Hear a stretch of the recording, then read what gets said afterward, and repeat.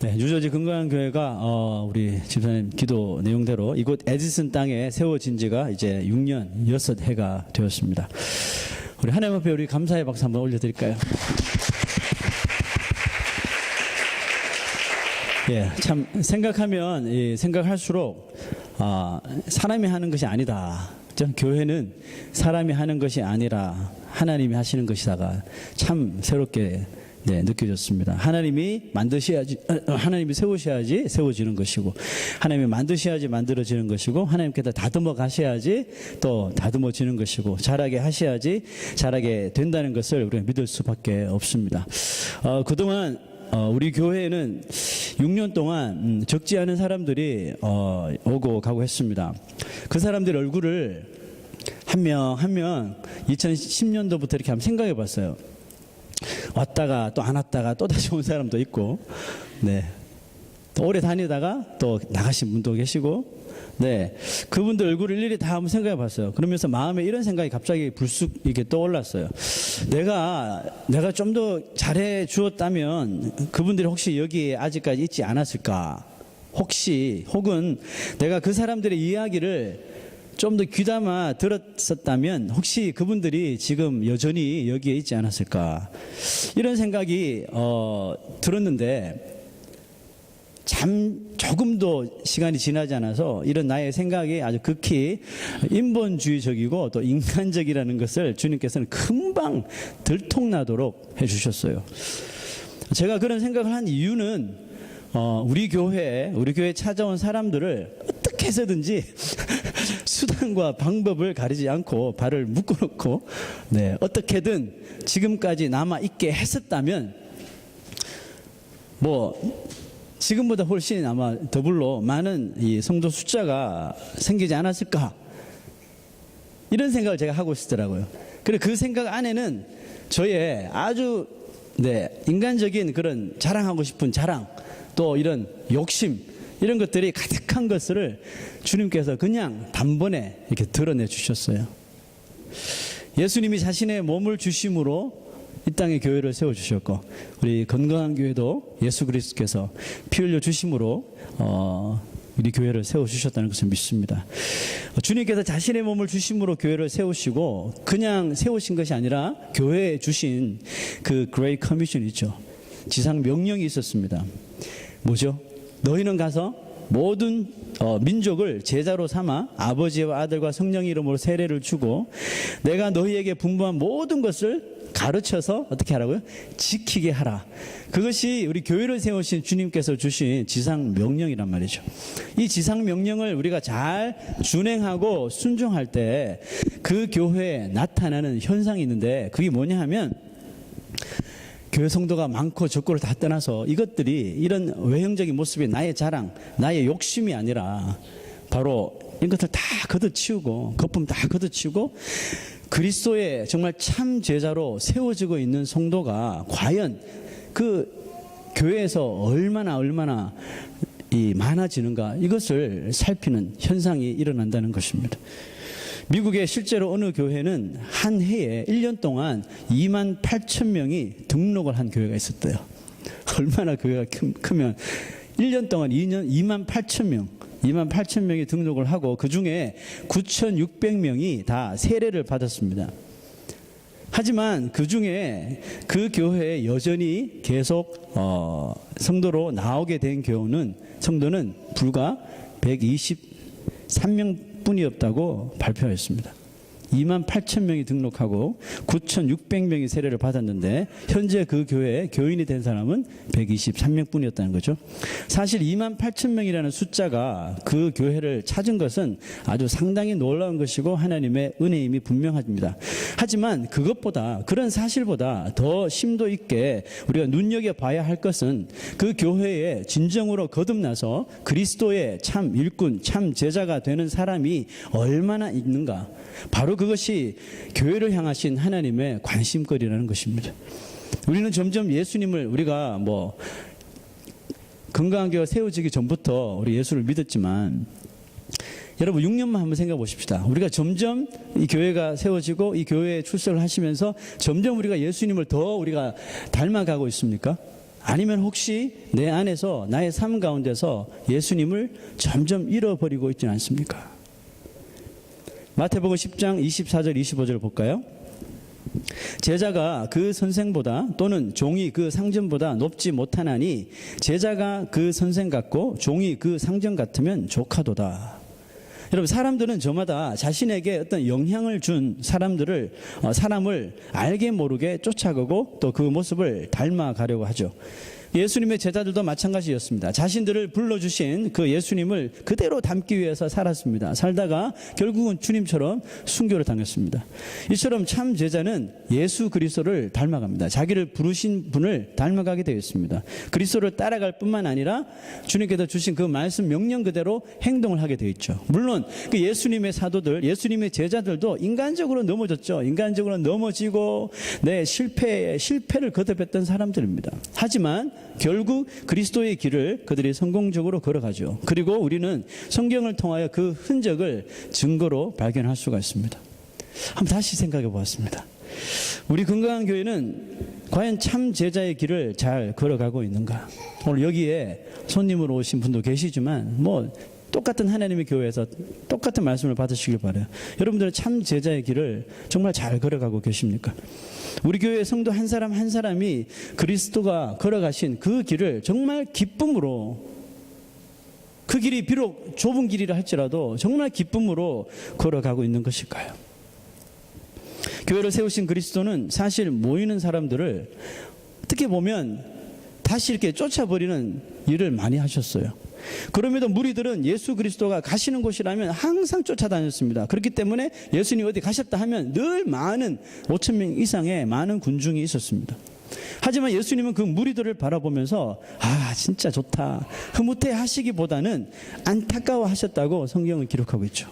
자, 마태복음 9장 36절을 읽겠습니다. 무리를 보시고 불쌍히 여기시니 이는 그들이 목자 없는 양과 같이 고생하며 기진함이라. 무리를 보시고, 우리 같으면 특별히 이렇게 개척한 지 얼마 되지 않고 이렇게 좀 소형 교회들은 사람들이 많으면 그게 좋은 거예요. 그게 이런 식으로 좋다. 근데 주님께서는 그렇게 많은 무리들이 주님 한 분 보고 이렇게 쫓아왔는데 그 무리를 보시고 혀를 차시면서 불쌍히 여기셨다는 거죠. 예수님을 따라다니는 사람들이었는데 왜 예수님은 그들을 불쌍하다고 말씀하셨고 여겼을까요? 그들이 예수 그리스도를 따라다니는 이유를 예수님께서 그들의 중심에 뭐가 있는지를 정확하게 아셨기 때문이겠죠. 그들은 다 그렇지는 않겠지만 대다수의 그 무리들은 예수님 쫓아다니면 거기서 콩국물이라도 떨어지고 그런 것들을 얻어먹으려고 했었기 때문입니다. 무슨 말입니까? 그리스도의 제자로 그들의 삶을 다 헌신하기보다 예수 그리스도를 어디를 가든지 쫓아다니면서 좋은 구경도 하고 귀신을 쫓아내는 모습도 보고 환자를 치료하는 모습도 구경하고 또 배고프면 먹여주시잖아요. 먹을 것도 얻어먹고자 한 것입니다. 요즘 말로 바꿔볼까요? 요즘 말로 바꾸면 교회 다니면 무조건 복 받는다 해서 맹목적으로 쫓아다니는 것입니다. 예수를 믿지만 예수님을 자신의 그 영혼의 목자로 인식하지 못한다면 그 양은 미안하지만 길을 잃을 것이기 뻔합니다. 또 결국 목자를 떠나 길 잃어 방황하며 이 세상에서 헤매며 살 수 있는 가능성이 아주 높습니다. 저는 우리 교회가 6주년을 감사하며 기념하는 오늘 주님 앞에 감사하며 다짐한 것이 하나 있습니다. 그것은 우리 교회가 하루하루 좀 더디 가더라도 한 영혼 한 사람이 정말 예수 그리스도가 자신의 참 목자라는 것, 참 목자임을 깨닫고요, 자신의 인생을 모두 그리스도 앞에 헌신하는 이런 참 제자로 세우는 사역에 전념하겠다, 이런 다짐을 다시 한번 하게 되었습니다. 여러분, 왜 교회가 이와 같은 사역을 해야 하느냐 하면 양들이 자신의 이 영적인 이런 현실과 자기 삶의 영적인 처지를 양 스스로가 올바르게 분별할 수 있도록 해야 하기 때문에 그렇습니다. 여러분, 그것이 교회의 사명이라고 생각하고 목회자의 사명이라고 생각합니다. 오늘 본문은 뭡니까? 집을 짓는 두 사람의 건축자 이야기죠. 이 비유에 나오는 두 사람 사이에는 참 비슷한 점이 많이 있더라고요. 우선 그들은 둘 다 집을 지었습니다. 물론 예수님께서는 이 비유를 던지시면서 두 사람의 이 집은 모두 다 뭡니까? 영적인 건물을 말하고 있죠. 이 말은 두 사람 모두 시작은 하나님 나라와 관계에 있는 아주 영적인 삶의 우선순위를 둔 그런 건축이었다는 것이죠. 그리고 이 두 사람은 아주 아마 가까운 곳에 서로 집을 지었던 것 같아요. 왜냐하면 똑같은 비바람을 동시에 맞았기 때문에 그렇죠. 여러분, 알곡과 가라지가 같이 자라고 양과 염소가 섞여 있듯이 참 제자와 거짓 제자도 한 교회, 한 지붕 아래 있다는 것을 기억하십시오. 그들은 같은 지역에 살고 같은 교회를 다니며 같은 예배를 드리며 동일한 설교자의 말씀을 들으면서 신앙생활도 아주 비슷하게 합니다. 그렇게 뭐 특출나게 튀거나 특출나게 튀지 않게 살지 않고요. 남들이 하는 것만큼 비슷하게 하면서 신앙생활을 합니다. 이처럼 너무 서로 비슷하기 때문에 대부분 사람들은 그 사람들의 영적인 부분을 구별하지 못합니다. 저 사람이 참 제자일까? 저 사람이 거짓 제자일까? 뭐 구별하고 싶은 마음도 없겠지만 구별할 수가 눈에 띄지 않는다는 것입니다. 아니, 본인들도 자신의 영적인 상태를 명확하게 알 수 없을 것입니다. 성경에는 이 두 사람이 어떤 집을 지었는지에 대해서는 전혀 말하지 않습니다. 모래 위에 지은 집이 뭐 3층 건물을 지었다든지, 반석 위에 집을 지은 사람이 뭐 1층 건물을 지었다든지, 방은 몇 개고 뭐 이런 거 언급 안 하셨어요. 그죠? 무엇을 언급했나요? 오직 그들이 그 두 집이, 그 두 건축가가 어디에 집을 지었는지에 대해서만 설명을 하고 있단 말이죠. 그러므로 이 두 사람이 지은 집의 그 외관의 모습, 아마 비슷한 모습을 갖추었을 것이라고 생각이 듭니다. 뭐 조금은 달랐겠죠, 그죠? 모래가 더 쉬우니까 더 빨리 뭐 멋진 집을 지었을 수는 있을 거예요. 그렇지만 뭐 반석에 지은 집도 뭐 그렇게 다르지는 않을 거라고 생각합니다. 아마 비슷한 모습을 갖추었을 것이라고 생각이 들어요. 이 말은 겉으로 보기에는 어느 쪽이 모래 위에 지은 집이든지 반석 위에 지은 집이든지 겉으로 보기에는 어느 쪽이 더 잘 지은 집인지 분간이 안 된다는 이야기겠죠. 분간을 해서도 안 된다는 말씀이겠죠. 이것을 영적으로 생각해 보면 두 사람 다 그리스도인의 모습을 완벽히 갖추고 살아가고 있다는 것을 말합니다. 그렇습니다. 두 사람 앞에 정말 진짜 그리스도인의 핵심적인 문제에 도달하기까지는 두 사람 다 아무런 신앙에 문제가 없어 보이는 것이죠. 모래 위에 지은 사람이나 반석 위에 지은 사람이나 겉모습으로 봐서는요, 집 지은 모습으로 봐서는 별 차이가 나지 않습니다. 분별할 수 없다고요. 그 핵심적인 문제라는 것이 무엇입니까? 결국 그 핵심적인 문제에 이 두 사람도 분명히 봉착하게 되고 맞닥뜨리게 될 텐데 그 핵심적인 문제가 우리가 밝혀내야 되지 않을까요? 왜 누구에게나 이 문제가 닥치거든요. 이 핵심적인 문제라는 것이 무엇이냐 하면 바로 그들의 겉모습, 어떤 집을 짓고 사는지 그것이 아니라 겉모습 아래에 있는 것, 즉 그들의 신앙이 되는 신앙, 믿음의 기초가 무엇인가 하는 것이겠죠. 예수님은 그 당시 종교 지도자급 되는 사람들, 바리새인들, 서기관들, 뭐 이런 지도자급 되는 사람들에게 그 사실을, 그 핵심적인 문제를 좀 깨닫게 해 주시려고 계속해서 이야기하시고, 욕을 해도 못 알아듣고 저주를 해도 못 알아듣으니까 막 알아듣기 쉬운 비유를 통해서 막 애를 쓰셨다는 겁니다. 그들이 사람들 보기에는 신앙의 최고의 높은 레벨에 앉아 있었지만 주님은 그들을 그 자리에서 내려오게 하셔서 그들이 얼마나 영적으로 파산 직전인지 아니면 이미 파산된 모습인지를 깨닫게 해주시길 원하셨던 거죠. 하지만 그들은 이미 자신들만의 이런 거대한 영적인 건물을 가지고 있어서 예수님이 하시는 말이 귀에 들어올 리가 없는 거죠. 내가 이렇게 집을 잘 지어, 영적인 집을 잘 지어 이렇게 신앙생활 하면서 하는데 무슨 헛소리야. 주님의 말이 귀에 들리지 않는 것입니다. 예수님은 이들이 모래라는 기초에 자신의 영적인 건물을 지은 사람들이라고 말씀하셨어요. 바로 모래 위에 신앙을 가진 사람들이겠죠. 여러분, 모래 위에 신앙을 가진 사람들은 과연 어떤 사람들일까요? 우리는 다 그런 사람이 되기 원치 않으시겠죠? 그렇지만 그럴 수도 있습니다. 한번 제 이야기를 잘 들어보십시오. 모래 위에 신앙을 가진 사람들은 이 사람들은 한마디로 예수님이 하신 말씀을 듣고 아멘 아멘 주여 주여 하지만 정작 그들이 살아갈 때는 주신 이 말씀과는 전혀 상관없이 사는 사람들을 말합니다. 예수 말씀을 받을 때는 아멘이지만 살아갈 때는 노멘 한다는 것이겠죠. 사람들에게 주목받기 원하고 어텐션 받기를 원하고요. 자신이 가진 신앙을 좀 드러내려고 하고 교회에서도 주인 노릇을 하려고 하는 사람들이겠죠. 소위 여기저기 자신의 이런 신앙적인 발자국을 찍찍 찍어대는 사람들을 말합니다. 그러므로 이 사람들의 보이지 않는 신앙의 기초가 무엇일까요? 바로 자기 자신만의 생각, 자기 자신만의 의지, 자기의 경험으로 쌓여진 계획, 이런 모든 목적들, 무엇이든지 다 자신 위주가 그 사람의 신앙의 기초이며 그것은 모래와도 같다라고 주님께서 말씀하셨어요. 여러분, 물에 한번 휩쓸리면 거침없이 바닥까지 휩쓸려 내려가는 것이 모래 위의 발자국 아닌가요? 여기 계신 분 뭐 한 번 이상은 모래 위에서 발자국 한 번 정도 찍어 보셨죠, 그죠? 네, 다 찍어 보셨을 것이라고 생각해요.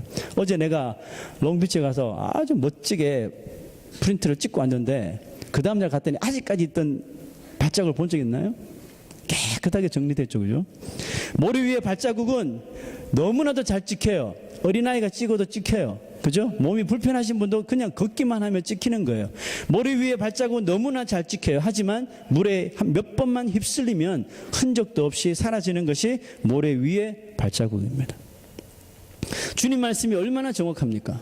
마지막 날 주님 앞에 섰을 적에 내가 너를 도무지 알지 못하나니 불법을 행하는 자들아 다 내게서 떠나라. 이 주님 말씀이 얼마나 정확한지 몰라요. 자, 그 사람들은 여기저기 신앙의 발자국을 많이 찍고 나는 많은 신앙의 발자국을 여기저기 남겼다고 생각했는데 주님 앞에 딱 서서 보니까 도대체 발자국이 어디 있다고 자꾸 발자국을 찍었다고 말하는 것이니 저기 있잖아요. 저기 보니까 발자국이 없어요. 아니 그렇게 많이 평생을 찍었던 발자국이 다 어디로 갔나요? 바로 자기 자신의 욕심, 자기 자신의 자랑의 파도가 자신이 찍어놓은 이 신앙의 발자국을 다 쓸어버렸다는 것을 모르는 것입니다. 모래 위에 신앙의 흔적이 이렇게 드러나자 이제 옆에 있는 서서히 반석 위의 신앙인들의 흔적도 같이 드러나게 됩니다. 반석 위의 신앙은 뭘까요? 첫째는 발자국 이야기했으니까요. 반석 위의 신앙은 첫째, 자신의 발자국을 남기지 않습니다. 아니 발자국을 그 반석 위에 찍으려고 해도 눈에 보이게 찍히지가 않는다는 것이겠죠. 여러분 돌 위에 자기 발자국 한번 찍어본 적이 있습니까? 뭐 물을 묻히거나 아니면 페인트를 칠하지 않는 이상은 아무리 찍으려고 해도 안 찍혀지는 것이겠죠. 이게 무슨 의미입니까? 자기가 믿음을 가지고 한 일이 전혀 드러나지 않는 곳인 줄 알면서도 열심히 발자국을 찍어대는 사람, 그 사람이 반석 위에 신앙을 가진 사람입니다. 이 발자국은 우리 눈에는 절대로 보이지 않아요. 하지만 주님의 눈에는 그 발자국이 선명하게 다 드러난다는 사실입니다. 이렇게 철저히 자신이 가려지는 일인데도 그곳에서 발자국을 계속해서 찍어대는 이유가 도대체 뭘까요? 바로 그 일이 예수님이 가서 하라고 명령하신 일이기 때문에 그저 행하는 것밖에 없는 것입니다. 자, 야고보서 1장 22절을 읽어봅시다. 너희는 말씀을 행하는 자가 되고 듣기만 하여 자신을 속이는 자가 되지 말라. 우리가 얼마나 수많은 말씀을 우리가 듣습니까? 하지만 수없이 많은 명령들이 우리 귀에 들렸음에도 과연 우리가 그 말씀 그대로 행하는 것이 얼마나 되느냐는 것입니다. 반석 위의 신앙은 둘째로 예수님을 아주 지나치게 닮아가는 것입니다. 그냥 지나칠 정도로 예수님을 빼닮아 가는 것이에요. 우리가 예수 그리스도를 닮으면 세상 사람들이 우리에게 예수 그리스도에게 보인 빨리 달래보세요. 우리가 예수 그리스도를 닮아가려고 하면 할수록 세상 사람들이 우리에게 그리스도에게 보인 반응과 똑같은 반응을 여러분 보인다는 것이에요. 2000년 전에 많은 유대인들이 예수님께 보여줬던 그 모습이 2016년 이 시대에도 예수 그리스도를 닮아가는 우리 그리스도인들에게 똑같이 여러분 보여진다니까요. 요한복음 15장 20절을 봅시다. 사람들이 나를 박해하였은즉, 예수님 말씀이죠. 사람들이 나를 박해하였은즉 너희도 박해할 것이요. 그 반면에 그들이 내 말을 지켰은즉 너희 말도 지킬 것이라. 슬프면서도 기쁜 말씀이죠. 사람들이 왜 예수님을 그 시대에 박해했나요? 예수님이 그들을 악하다고 게으르다고 회개하라고 거침없이 막 내뱉었기 때문에 그렇죠. 세례 요한도 그랬잖아요. 회개하라, 천국에 가까웠느니라. 막 생욕을 하면서 막 해댔잖아요. 결국 세례 목이 잘려서 죽었어요. 예수님은 십자가에 달려서 돌아가셨어요. 예수님은 그들이 회개하지 않으면 살 길이 없기 때문에 필사적으로 그들에게 외친 것이에요. 우리가 예수 그리스도를 닮은 사람이라면 우리 눈에도 예수님이 보신 것처럼 똑같이 세상을 보게 될 줄로 믿습니다. 그렇죠? 그렇잖아요. 2000년 전에 예수님께서 세상을 바라보던 그 눈으로 예수님을 닮아가길 원하는 닮은 사람, 우리 그리스도인들이 똑같이 이 세상을 바라보아야 된다는 것이겠죠. 그렇다면 우리도 주님처럼 악한 것은 악하다고 말할 수 있어야 되고, 죄라면 죄는 죄라고 분명히 우리가 말할 수가 있어야 하는 것이죠. 죄의 결과는 죽음이라고 좀 강력하게 말할 수 있는 사람이 되어야 하는 것입니다. 이 눈치 저 눈치 보면서, 이 핑계 저 핑계 보면서 해야 할 말 하지 못하고, 이거 말하면 상처 입을까봐, 이 말하면 교회 떠날까봐 아무 말도 하지 못하고 맨날 듣기 좋은 소리만 하고, 그래서는 안 된다는 것입니다. 2000년 전에 예수님께서 보시는 그 시각을 우리도 똑같이 볼 수 있어야 되겠죠. 별반 다를 것이 없겠죠. 뭐 죄 짓는 것이 거기서 그게 아니겠습니까? 그렇게 말하면요, 우리가 예수님이 하신 것처럼 우리가 그렇게 말한다면 우리를 미워하는 시선을 아마 따갑게 받게 될 것입니다. 욕먹을 것 감수해야 할 것입니다. 왕따 당할 것도 염두에 두어야 할 것입니다. 심하면 직장에서 쫓겨날 것도 각오해야 할 것입니다. 이 가운데 직장생활 하시는 분, 예수 그리스도를 닮아가기를 원하고 닮아간다고 믿으시는 분, 하루를 시작하기 전에 이거 각오를 하셔야 돼요. 내가 오늘 일자리에서 잘릴지라도, 좀 그랬나요 표현이? 킥오프 당할지라도 나는 할 말은 해야 되겠다. 실제로 여러분, 이 세상에는 방송으로 보도된 뭐 기독교 뭐 이런 이야기만 나와서 그렇지, 보이지 않는 곳에 정말 예수님 닮아가기 위해서 정말 고군분투하는 사람들이 너무나도 많아요. 젊은 청년들도 많고요, 청소년들도 많고요, 목사들도 많고요, 집사님들도 많고, 장로님들, 권사님들 많아요. 그런 분들 보면요, 타협하지 않는 거예요. 직장에서 이거 마지막 이제 바이어하고 이 칸추액만 맺고 사인만 받으면 되는데, 마지막에 그 바이어가 얼토당토한 것을 요구를 하는 거예요. 이 사인을 하기 전에 이런 걸 좀 합시다. 당연히 이제 비성경적이고 그리스도인이 해서는 안 되는 거죠. 뭐 이런 것들 눈 가리고 아웅하는 식으로 요걸 한번 해주면 사인을 받을 수 있는 거예요. 근데 예수님 닮아가길 원하는 이 크리스찬들은 그 칸추력을 쫙쫙 찢으면서, 내가 회사에서 잘림을 당할지라도 절대로 이런 일을 할 수 없다 하면서 담대하게 그 칸추력을 맺지 않고 그 직장에서 이렇게 쫓겨나는 경우를 봅니다. 뭐 실제로 예수 믿지 않는 가정에 시집 온 며느리가 예수님 닮아가기 위해서 절대로 믿지 않는 일에 동의하지 않고 끝까지 믿음을 지키는, 그리고 결국은 집에서 쫓겨나 버리는 그런 일도 참 비일비재해요. 여러분, 이 세상에는 우리가 다 알지 못하지만 세상 곳곳에서는 이렇게 정말 예수님 한번 닮아가려고 그렇게 사는 그리스도인이 참으로 많습니다. 그러면 그런 사람들이나 여기 앉으신 분들, 정말 예수님 닮기를 원하는 반석 위에 신앙을 가지시길 원하시는 분들은 하루하루 살면서 각오하고 살아야 돼요. 오늘 내가 혹시 이런 일이 발생하게 되면 나는 그만둘 각오하고 오늘 살겠다, 이런 각오 한번 하고 여러분 살아갈 수 있는 여러분 되시길 바랍니다.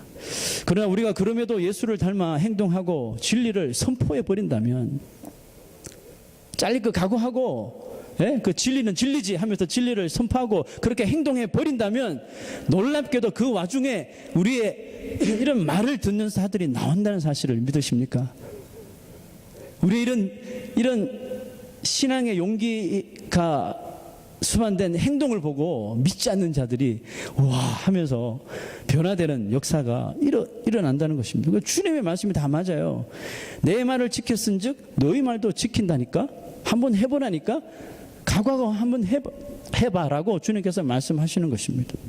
예수님의 사도들과 예수님의 제자들이 핍박받아 다 순교를 당했는데요. 아시아 곳곳에서 흩어져서 순교를 당했지만 그들의 흘린 그 피 위에 교회가 세워지더라는 것입니다. 교회가 세워지고 믿는 자들이 더해진 것이 바로 그것이 사실임을 다 증명해 주지 않습니까?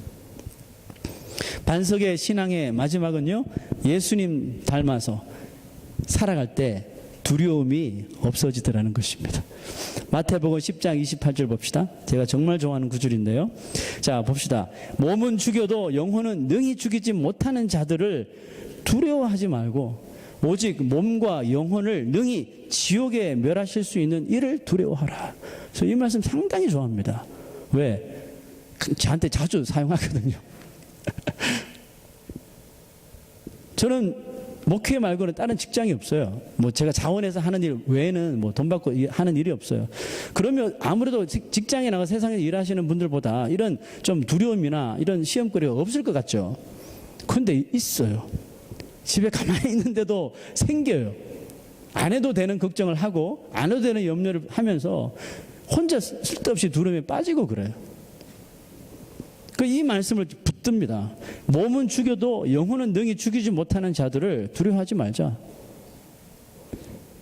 내가 두려워할 것은 오직 내 몸과 영혼을 통찰하시는 그 하나님, 죄인들을 지옥에 던지시고 의인들을 천국으로 인도하시는 그 하나님을 두려워하자 하고 다시 일어나는 겁니다. 여러분, 영적인 싸움이 점점 더 치열해지겠죠. 더 치열해지고 세상이 나를 막 압박해오고 예수 믿는 그 믿음 때문에 막 회사에서 제재가 막 들어오고 심해질 때 반석의 신앙은 두려워하지 않습니다. 오히려 공개적으로 그냥 그리스도를 막 시인해 버리는 것이죠. 그랬잖아요. 동성애 그 반대하는 크리스찬이 마지막 사인을 자기가 하면 이제 그 커플을 인정해 주는 것이고, 그 서기밖에 안 되는 분이 사인하고 안 하고 뭐 얼마나 큰 차이겠습니까? 그런데 자기 사인을 도저히 신앙 양심상 못 하겠다고 그냥 거절해 버리는, 공개적으로 크리스찬이고 내가 그리스도를 닮아가는 사람을 시인해 버리는 행동 아닙니까? 여러분, 그 일을 통해서 얼마나 이슈가 많이 되었나요? 많은 이슈가 있었지만 그 중에서 그냥 메말라진 크리스찬들이 그런 여인의 모습을 보고 막 열정을 가지고 일어났다는 거 아닙니까? 여러분, 몸은 죽여도 영혼은 능히 죽이지 못하는 자들, 세상 아닙니까? 마귀의 방식 아닙니까? 여러분, 마귀가 예수 믿는 자를 악랄하게 아무리 죽여도 그 육신의 것은 욥 보십시오. 다 가져갔잖아요. 다 가져가고 자녀들도 가져가고 뭐도 가져가고 몸까지 다 쳐서 그냥 망신차이를 만들었지만 한 가지 못 가져간 게 있잖아요. 욥의 영혼, 손도 대지 못하는 것이에요. 욥이 마지막으로 붙드는 게 그게 뭐예요? 그거잖아요. 네가 모든 것을 다 가져가지만 내 영혼은 손 못 댈걸? 왜? 이 영혼은 하나님 것이니까.